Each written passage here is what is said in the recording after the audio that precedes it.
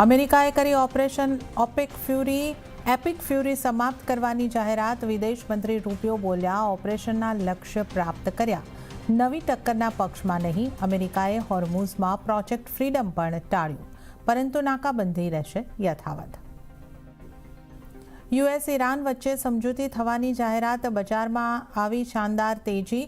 Sensex અને નિફ્ટીમાં શાનદાર તેજી સાથે બંધ. નિફ્ટીનું 300 પોઈન્ટના ઉછાળા સાથે 24,300ના સ્તરને પાર. ક્લોઝિંગ. બેંક નિફ્ટીમાં પણ 0.5% વધારેની તેજી. મિડ કેપ અને સ્મોલ કેપ શેર્સમાં પણ જોવા મળી સારી ખરીદદારી.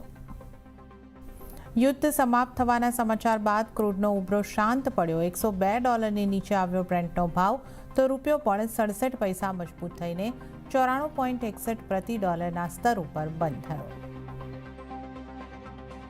તો આજે કોલકાતામાં બીજેપીના ધારાસભ્યોની બેઠક. 8મી મેના રોજ કોલકાતા પહોંચશે પર્યવેક્ષક અમિત શાહ. સૂત્રો પ્રમાણે સુવેન્દુ અધિકારી બનશે બંગાળના નવા મુખ્યમંત્રી.